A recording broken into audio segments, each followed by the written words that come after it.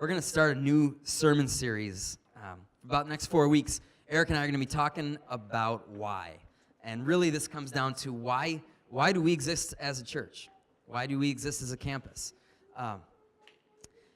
Here's the deal. First off, I want to say, I don't know if there's still glitter on my shirt. My daughter hugged me and got her glittery face all over me earlier. Just deal with it. I got daughters, people. It's what I get. By the way, I hate glitter. Oh my goodness. Oh, glitter in the house. It's like the worst thing ever. Anyhow, so we have a lot of things about us as people that make us hard to deal with. Most every single one of us, there are things about us where we require extra grace from people.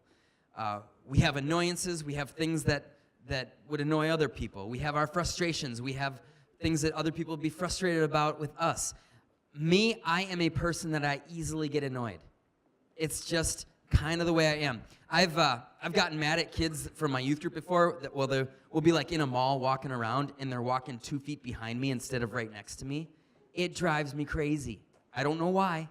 It's kind of like when somebody's behind you and you're trying to text on your phone or on your computer, and they're like just faces right here, and you want to slap it or something. You know, just these little annoyances. I'm usually pretty good, like with the first 7 questions of the day from my kids. It's like the next 627 that I struggle with. You know, we get annoyed with things pretty easily. But here's the thing. I know that I am an annoying person myself. If you had to live with me, you would be annoyed a lot. I'm pretty sure that most people, if they had to sit next to me while I eat cereal, you'd be annoyed. I just have a feeling I don't close my mouth enough or something. There's that. I have the OCD thing going on. I was at the bank this last week, and I think I was putting a check in the bank, and I had to order some checks. And so the bank teller is doing her thing, and in the table between us, there's some check deposit slips and withdrawal slips, and they were messy. Like, you may not think that they were messy, but I thought they were messy.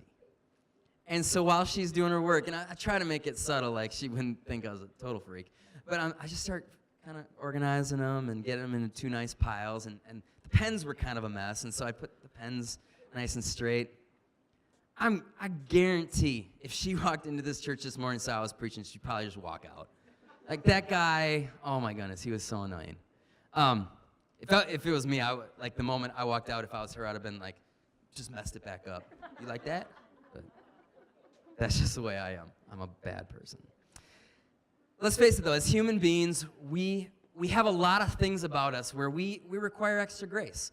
Now, I knew this one lady a while back. She was a sweet older lady, but admittedly so, she was somebody who maybe required a little extra grace. There were some things. She loved Elvis Presley in a way that is beyond normal, okay? Somebody made the mistake of telling her that I also liked Elvis Presley. I will admit, I am probably the only kid who ever was living at the time when I was in high school who had the greatest hits album of Elvis's hymns. I love Elvis hymns, okay? Sorry to even say that. Some of you are like, oh, I think less of him.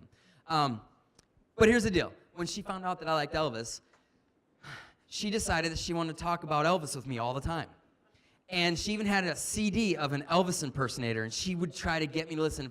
I'd find ways out of it, and eventually I had to listen to this Elvis impersonator. I'm like, I like the real thing, but I don't need that. But here's something that's sad that happened for this lady. She wanted to go on some little retreat with a group of people, and they kind of made an excuse. You've been sick lately, and we don't want you to get others sick or you to maybe get more sick, and so you need to not come. And I'm telling you that, to me, it was all about, she was somebody who, some people, it may have required a little extra grace, and they didn't want to deal with it. Now, the sad thing about this is it was a church group that did this. And I'm going to say something that I don't think many of us would probably disagree with. But the church has not always lived up to the standards that Jesus designed it for. Plain and simple. People who make up the church have not always understood this, but lost people matter. And that's what we're talking about this morning is lost people matter. Lost people matter than more than my own preferences. Lost people matter more than my desire not to get annoyed. Lost people matter more than my desire not to get my hands a little bit dirty while I deal with people. Fact is, lost people matter, period. That's end of story. And I'm going to say something that I think, in a sense, I think it's going out on a limb. It's going to sound a little much, but as we look at what Jesus says in the passage we're going to read today, I think it makes a lot of sense. And it's this: lost people matter more. Now, I know every single one of us matters. I'm not saying there's anybody here that doesn't matter more than somebody else. Except, in a sense, I am saying lost people matter more. If you're already a follower of Jesus, and you think that this place is, that you're the central thing to this place, and that the church is for you, we're kind of missing the gospel a little bit if that's the way we think about things. I think Jesus, above all else, he's the central focal point to everything in our lives. And if he says that we're supposed to focus on something in particular, I think that's what we're supposed to focus on. If he says that we're supposed to deny ourselves for the sake of other people, I think that's what we should probably be doing. And that's where Jesus goes in the passage we're going to read today. This is Matthew 16. It's verses 21 through 26. And it says this: From that time on, Jesus began to explain to his disciples that he must go to Jerusalem and suffer many things at the hands of the elders, the chief priests, and the teachers of the law, and that he must be killed and on the third day be raised to life. Peter took him aside and began to rebuke him. "Never, Lord," he said. "This shall not happen to you." Jesus turned and said to Peter, "Get behind me, Satan. You are a stumbling block to me. You do not have in mind the concerns of God, but merely human concerns." Then Jesus said to his disciples, "Whoever wants to be my disciple must deny themselves and take up their cross and follow me. For whoever wants to save their life will lose it, but whoever loses their life for me will find it. What good will it be for someone to gain the whole world yet forfeit their soul? Or what can anyone give in exchange for their soul?" Maybe you didn't hear it like I heard it when I read that, but I think what Jesus is saying here is Jesus matters in people's lives. Without him, people have literally nothing. Everything in this life, when it boils down to it, it matters nothing compared to a relationship with Jesus. And I think this is something that the church, that people in the church, that we have to come to grips with. People are lost without Jesus, and without him, it does not matter what kind of success a person has. It doesn't matter what kind of happiness a person has. If they don't have Jesus, they literally have nothing at the end of all things. And so I want us to start at the beginning of this conversation that Jesus is having with his friends. He's talking to some of his best friends in the whole wide world, and he is telling them something that they absolutely do not expect to hear and that they don't want to hear. He is preparing them for the fact that he is going to die soon. And then what happens is Peter does something that is completely gutsy. The thing that Peter does is something that I think if we're reading it in kind of our 2018 frame of reference, we probably don't catch it completely. But if we're going to look at first century Judaism and their culture, you see, Jesus was a teacher. He was a rabbi. And teachers and rabbis, they were highly respected by the people that were their students, their disciples. And Peter was one of those disciples. And so they actually respected their teachers so much that they would not walk with them when they were out in public. They would walk ways behind them, just watching their teacher, learning from their teacher, giving respect to their teacher, that dude's the guy in front. Now me, it would have annoyed me. People walking behind me like that. Makes me think that all those kids that walked behind me in the mall all those years, they just respect me so much. Probably not the case. Now, it is an extremely rare situation where a teacher would have one of their students come up to them and kind of tell them off. But that's exactly what Peter does here.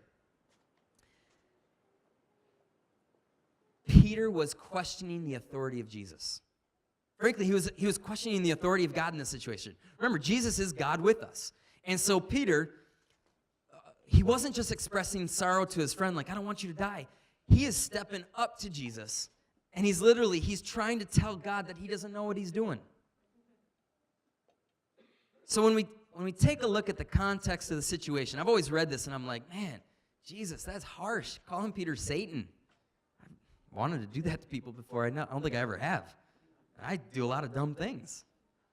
But Jesus, you calling him Satan. That's pretty harsh. But it makes more sense here because Peter is literally stepping up and questioning Jesus' authority. But Jesus gives no question as to who's in authority in this situation. It's God. It's Jesus. And Jesus is so different than you and me.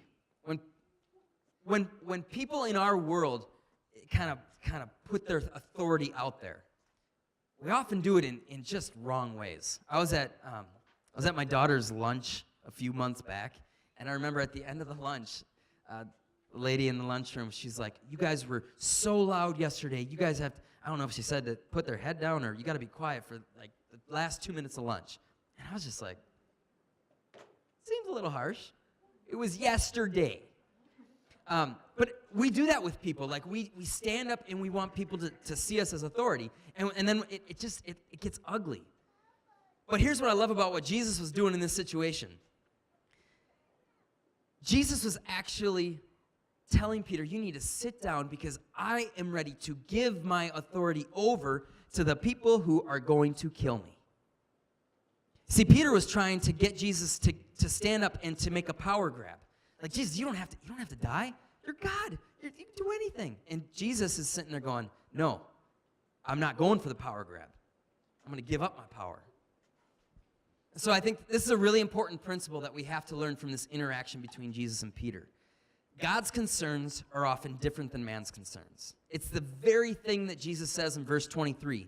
He tells Peter, you do not have in mind the concerns of God, but merely human concerns. See, when we fail as a church, when we fail and our concerns are not God concerns, and they are human concerns, that's one of the worst failures that we can exist in. When we stop thinking about thinking outside the box as to how we can reach people who don't know Jesus with the gospel, we've lost track of the concern of God. When we get more frustrated that the coffee was cold and there was no snacks in the back than we do that somebody who came in not knowing Jesus and they didn't feel welcomed, we've lost track of the concerns of God. When we're more concerned about the sound of the singers or the sound of the instruments on stage than what our heart is like as we're singing along with them, we've lost track of the concerns of God. When we become content with our church friendships and we don't want anybody else to kind of get into that and mess things up, we've lost track of the concerns of God. When we'll go out of our way to appease someone in the church before we'd go out of our way to help someone outside of the church get in contact with the gospel, we've lost track of the concerns of God. See, to Jesus, nothing else mattered more in life than these people who needed him, who needed the salvation that he had to bring. The trajectory of Jesus' life all along, from the very beginning, it was to the cross. That's where his life was aiming. But see, Peter didn't understand that. He did not get it. He didn't have his mind on the cross. And when we don't have our mind on the cross, concerns get mixed up. When we don't keep the cross in mind, our concerns can actually become concerns that originate from the devil.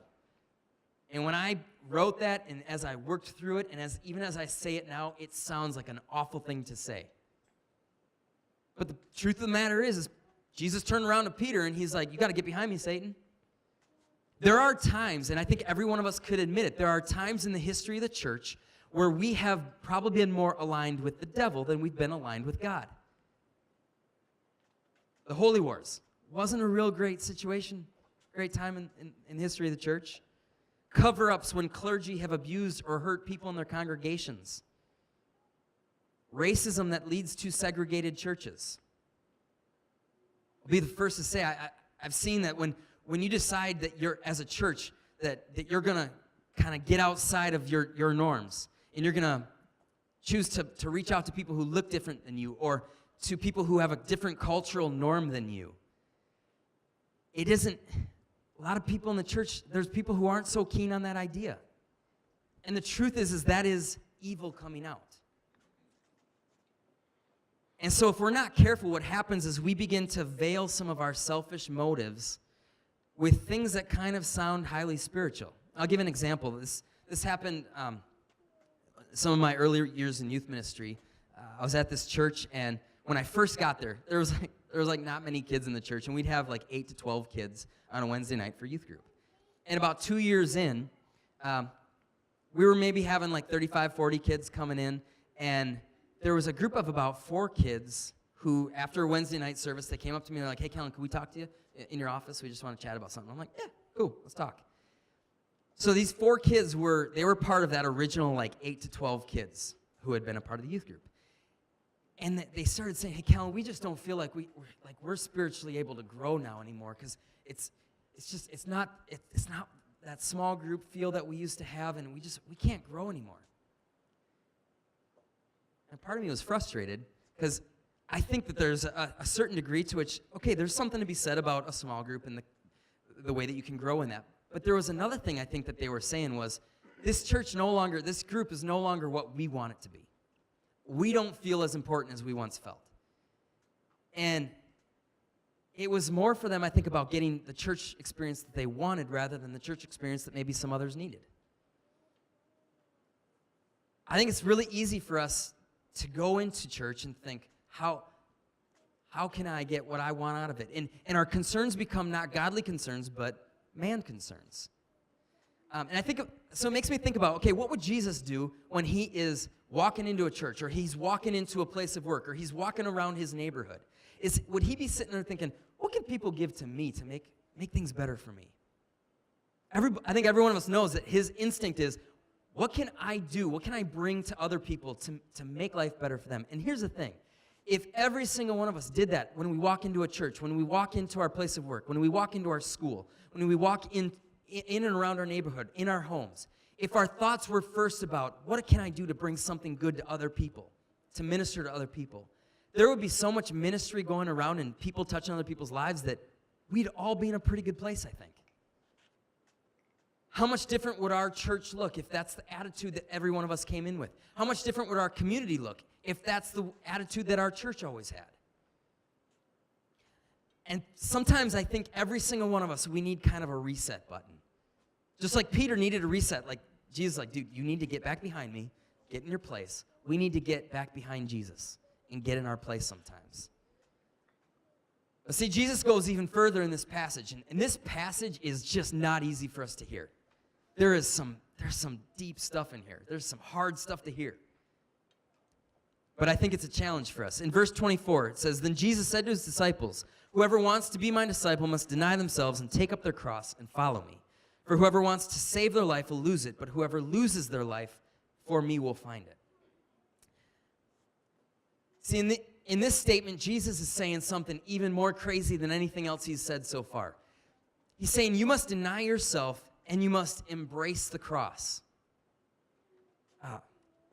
Again, I want us to make sure we've got a little context here. We see today the cross, if we're church-going people, even if we're not church-going people, like people in America, we think of the cross as this beautiful thing. We think of it as, I'm driving down the road at night, and you drive by a church, and a church always has a cross on the outside with these pretty little lights behind the cross, making it look all fancy and pretty. We've got, our jewelry comes with crosses on it.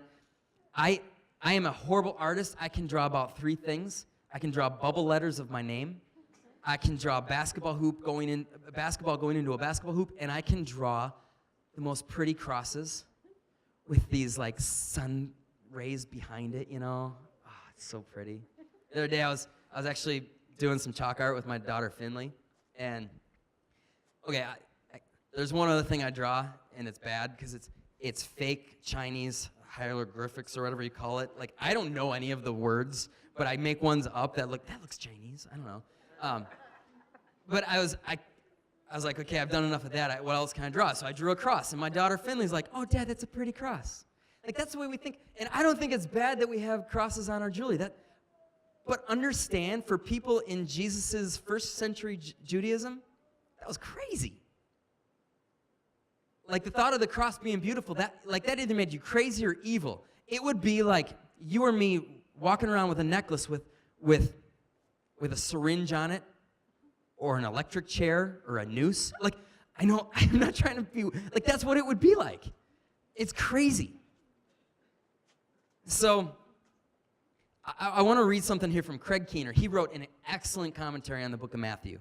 And he says, the cross was the most scandalous form of execution in Jesus' day. The term alone sounded terrible to ancient readers. So to anybody hearing or reading the word, the cross, it sounded almost like a cuss word to them. But Jesus is saying here, take up your cross. It is so much more scandalous to say, take up your cross, than the things that we hear today, which, things like go out and serve the poor, love the needy, love those people who hate and blaspheme God. Jesus saying, take up your cross was way more scandalous than that. Because he's telling us to embrace death, embrace our own death. I don't know about you, but I don't like to embrace the idea of my own death. That is why I was terrified of heights when I was a little kid. I hate the thought of dropping a bunch of feet to my death, right? It's why I'm not a mountain climber. It's why I don't race cars. It's why I am not an administrator of people's driver's tests. Yeah, Andrew Horde just passed his test, so stay off the road for a couple weeks, everybody. I made the one mistake. One time, one of my kids in my youth group, he's like, hey, I want to learn how to drive stick shift. Do you know how to drive stick shift? So I brought him in my car, and he was driving, and me and my car almost died. I don't do that anymore. So we don't like the thought of death, and we try to stay away from it. Probably a good thing. But you see, at the cross, Jesus does, I think, two important things that he wants us to do in taking up our cross. Verse 25, he talked about when we embrace our death, then we will have life. But if we try to hold on to our life, then we're going to experience death. And so there's two things that Jesus does at the cross. The first one is this. At the cross, Jesus fully embraced self-denial, even though he had other options. And you and I, we don't like self-denial. Like, if we have another option, we are going to take it. My oldest daughter, Abby, and me, we like to play board games and card games and stuff, and it was really awesome because for a long time, I was just a lot smarter than her and better at these. She's getting older, and now she's like, she can play with me, and it bugs me. Okay, so there's this one game called Dutch Blitz, and you got a pile of 10 cards that you got to get out into the game, and then you win. Well, I'll always take my pile of 10 cards, but I'll let her do a pile of 7. I'm older, I should have to do more. But this last week during Christmas break, she started beating me really bad with those 7 cards against my 10, and I got mad. And so then I'm like, no, you know what, honey? No, you got to beat me the fairway now. You got 10 cards now. You're a big girl now. I was angry. And you would think that you would like for your kid to be able to win once in a while, that I can deny my need to win. No, I can't. It's an illness. I love winning.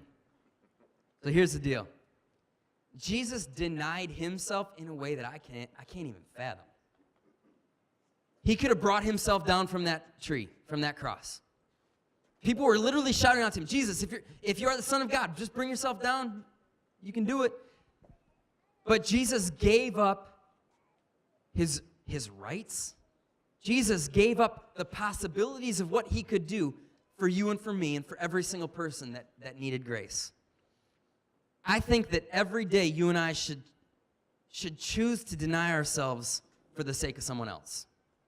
Here's the deal. I think there's a lot of people in this room who deny themselves for people in certain ways every single day. There's people that work in the health field, and you are denying yourself to help people who are sick and who are needy. My daughter right now is at the doctor because we think she broke her arm last night. Not good. But you do awesome things for people in need. There's parents in here who every second of every day you are denying yourself for the needs of your children. But I want to challenge us to go beyond that this next year in 2019. Recently, I was out for a run, and it was that morning. It had snowed a little bit, and so there was I don't know, there's like a half inch on the ground, something like that. It was probably a month ago even, I don't know.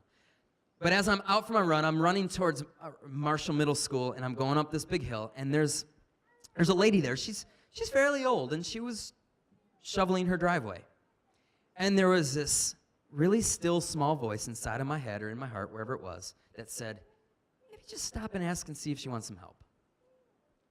But then there was this bigger voice inside of my head that said, you got a really decent run going today. Like, let's get home and see how fast we can do it. And so I didn't stop. And I wonder what would happen if I had stopped. I think I probably should have, in that moment, denied myself for just a few seconds, for a few minutes, and asked if she wanted some help. Now, here's the deal. I think like most people, when a stranger comes by, like she'd probably been like, no, creep. But she may have just said, no, keep going, whatever. But I wonder, maybe just the thought of someone's kindness would have changed her day. Maybe just that thought that somebody wanted to be kind to her would have changed her day. Making a daily habit of going out of our way to deny ourselves at least once a day for the sake of someone else, it may slowly draw other people towards the grace that Jesus has for them in a way that we never would have thought possible. Jesus denied himself while he was on that cross. He did another thing for us on that cross. The second thing he did at the cross, Jesus' only concern was for the spiritually broken. You see, Jesus was on that cross, and he was at the point where he was fighting for every single breath that he had left in his body. And as his arms are stretched out and his body weight is just starting to suffocate him, there's one thing that he said at the end of his life: Father, forgive them. They don't know what they're doing. And I think about that Jesus literally died for every spiritually broken person ever. Do you really want to try to tell yourself that lost people don't matter to God? Do you really want to try to tell yourself that you yourself weren't one of those lost people in need of that grace that Jesus has to offer? I think the worst thing that we can do as followers of Jesus, I think the worst thing that we could do as a church, is to begin to believe that we were not in that place of being once lost and in need of grace. The church that does that becomes a very cold place. The Christian who does that walks away from the heart of God. And that heart of God, it literally bleeds for lost people. We talk about discipleship a lot, growing our faith in Christ. And I think a lot of times we think it's mostly this head knowledge thing, learning more scripture and learning what the fruits of the Spirit are and all these things. I'm telling you, the best discipleship that there is gaining the heart of God. And the heart of God is a heart that has lost people at its center. That's why I believe in missions. That's why I believe in taking kids to missions trips, so that they gain a heart for people who don't know Jesus. Because that is the greatest form of discipleship that we can know. Jesus tells us to take up our cross and to follow him. And it is not meant to be a pretty thing. It is not meant to be an easy thing. It's meant to be hard. Jesus is asking us to do something way more uncomfortable, something that we're not comfortable with, and do it for the sake of the gospel and for the sake of his cross. It's asking us to do way more than we're comfortable for. Every Wednesday, most Wednesdays I should say, around 2 o'clock in the afternoon, I start to get a little bit anxious. If anybody knows what my Wednesdays are like, you may be able to guess why I get anxious. It's right about that time, 2 o'clock, where I start realizing I need to get in my car soon and drive down to Wilson Elementary for Kids Midweek. Now, most anybody who knows me, I probably talk about that ministry and more than I need to, because I love it. And so people might think, oh, it's easy for Kellen. That's something he loves. But here's the deal. Ministering to kids under 6th grade, it ain't my comfort zone, people. Like teenagers, sure. Under 6th grade, tough. Ministering to kids that come from broken homes, economically less fortunate situations, behavioral difficulties. I don't think that's anybody's comfort zone. We can get something, feel good about it, but it's tough. But I'm going to say this: ministries like that reach any group of people that are in desperate need of Jesus, ministries that reach outside of the normal four walls of a church, those are the kinds of ministries that make me comfortable. knowing that we're giving God the opportunity to change the life trajectory, to change the soul of another person who otherwise may not have been changed. That's what makes me comfortable in a ministry that makes me super uncomfortable. As Jesus says in verse 26, what good will it be for someone to gain the whole world yet forfeit their soul? Or what can anyone give in exchange for their soul? This is why we say sometimes at our church, we say, if you know Jesus, you're kind of a second-class citizen at this church. It's why we say if you're a follower of Jesus, this place isn't for you. Now, here's the deal. I don't want you to confuse that and say that we don't think that you should be able to come into church and hear the word of God, be encouraged, be strengthened, be able to worship God. We're not saying that. But what we're saying is there's something more important than all of that. Nothing in this world matters to Jesus more than a soul. Nothing matters more than the next person who's going to be able to enter into a relationship with Jesus Christ. And I think that needs to become, it needs to be in every area of our lives, it needs to be the top priority. Your friend might have everything that you think a person needs in this world, a nice house, beautiful cars, a spouse, 2.3 kids, however many is the average nowadays. But if they don't have Jesus, the bottom line is they don't have anything. So as a church, we want to see us have a renewed focus, a renewed energy in 2019 on the people who aren't here. We want to have a renewed energy and focus for the people in our community who don't know Jesus. Here's the thing. I think this is a personal challenge as much as it is a corporate challenge. It is a challenge for you and for me every single day. Are we willing to step outside of the agenda that I have for my day-to-day so that I can hear from God what his agenda for me is for the day? Am I willing to deny myself? Am I willing to, as I'm out doing my errands, thinking I got to do this, I got to do this, I got to get this done, and then hear God say, no, I actually want you to just go talk to this person quick. Am I willing to do it? When the new neighbor moves in next door, which I think is going to be happening for me in a little bit, are we willing to just wait and hopefully meet them eventually one day, or pretty quickly go and say, hey, I just want to introduce you. Here's a loaf of banana bread. I love banana bread. Everybody should love banana bread, right? So, Autumn, your banana bread is so good. Macy, yours is too. Anybody who's given me banana bread in the past, it's good. Give me more, okay? As a church, are we willing to deny ourselves our personal desires for the sake of getting into places where we're serving people with the concerns of what God has for them? Are you sitting comfortable because you're never getting outside your comfort zone? Or do you have a kind of a peace about you, a comfort that comes only because you've gotten out of that comfort zone and you know that God is doing something through you? Worship team, you guys can come up as I'm finishing up here.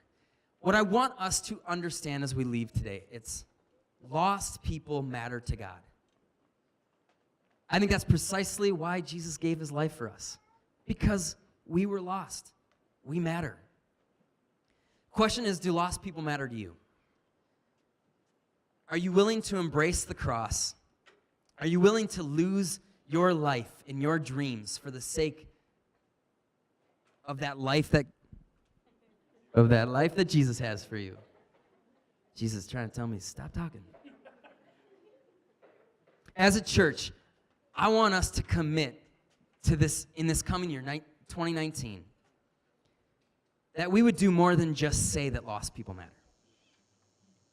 That we would live out the fact that lost people matter. Let's decide daily that we are going to choose to concern ourselves with the needs of the lost people around us. Why don't you pray with me?